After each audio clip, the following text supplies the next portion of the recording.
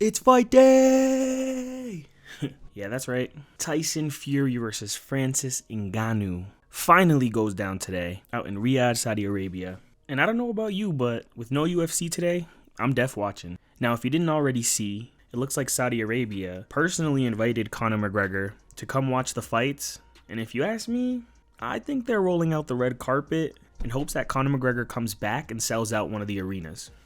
But that's besides the point. The purpose of this video, I actually wanted to break down Conor McGregor's predictions for the fights and what he mentioned prior to flying out.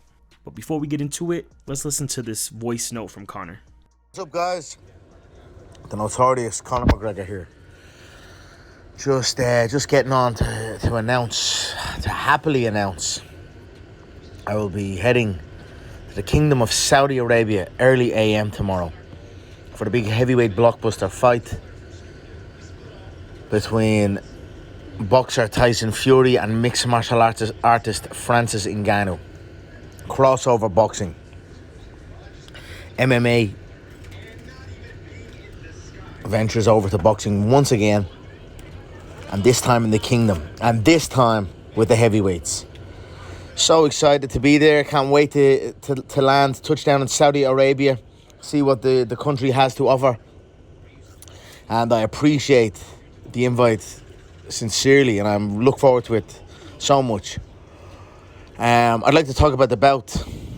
Great bout, interesting bout. Francis Ngannou, for me, is more of a kickboxer and a / boxer than he is a mixed martial artist, in my opinion. No, he's more of a stand-up fighter than he is a mixed martial artist. You start throwing in grappling with Francis, it's never good for him. He has a striker's mentality. This will stand to him in this bout. He has a tall ask with Tyson Fury, but any man can land a shot. Tyson can. Tyson does get hit. You would not know. It's going to be a tough ask. I'm excited to see it unfold. Tyson looks great in the build-up. It's fast, light, elusive. Could be a seriously stellar performance from Tyson Fury here. And what's the variables? A few variables in it. The Mike Tyson influx into this in Francis Ngannou's corner is very interesting. Francis has power. Francis has big power. With a striker's mentality, if it gets a bit tougher for him in the later rounds, the striker mentality would stand to him versus if it was in a mixed martial artist mentality. So, with power, with that, anything can happen. Mike Tyson in the corner, that type of style could be a kryptonite of a long rangy distance type of fighter in Tyson Fury. And I don't think Tyson's going to want to let Francis test his power on him. And has Mike Tyson given some tips to get inside, to change an angle, to bang a shot that clips the top of the temple, to make it into an interesting bout? You wouldn't know. Also, Tyson Fury is named after Mike Tyson. Mike Tyson, former youngest heavyweight champion of all time, icon in boxing. And Tyson Fury's father, John, named his son after Mike Tyson. Tyson Fury. Fast forward a few years, Mike Tyson himself is now training a man to beat his son. That casts so much emotions into it and adds so much onto it. It heaps so much onto the story, and to what type of energy will be in the building, and what type of energy the Furies will be going into that bout with particularly John and particularly Tyson. So it is a very interesting bout with all these things considered, and the Kingdom has invited me there. The Kingdom and His Excellency has invited me there, and I'm happy to accept, and I can't wait. See you all tomorrow. God bless. Now let's point out the obvious. Once Conor is truly done with fighting and maybe he's not coaching and really just wants to enjoy the fruits of his labor, though I don't see that happening, I do think he'd be an amazing podcaster, honestly. A lot of people love to tune into his takes. All of his voice notes have, I guess personality, you can say. They're all different. And he really does break things down in a way that sells the fight. That's a talent that a lot of fighters today lack, and I really do think it is why the McGregor versus Mayweather fight was so massive, because Mayweather's also like that. So once McGregor is ready to hang it up, not only would he be a great podcaster, I think he'd be an excellent promoter. He knows how to sell the fights, he knows how to break them down, and he has influence. But anyways, let's get into some of the things that I agree with Conor.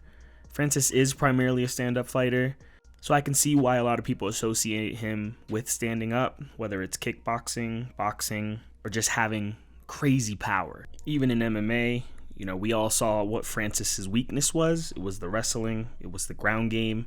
He ended up improving that in order to beat Stipe Miocic in the rematch. So I can see where he's coming from here. And, when it's all said and done and you really listen to his words, he's pretty much saying that Francis Ngannou has a puncher's chance. And that's pretty much it. We've seen some of the open workouts. So McGregor's pointing out how Fury looked versus Ngannou. Ngannou looked a bit slow. A lot of people are speculating that he's probably injured his hand. But if we know Ngannou, he's kind of a troll, right? Could he be doing this to psych people out? We all know Francis carries power. And if Tyson gives him any chance just to stand in the pocket and want to go power for power, I think he's going to regret it. Now, where I disagree with McGregor, which really isn't much, is that Fury looks phenomenal. I mean, sure, right? He looks fast. He does this for a living. He could probably do this in his sleep. But when you're looking at him, what he looks like heading into this fight, he doesn't look as in shape as he normally is. And that says a lot for someone who usually isn't in shape.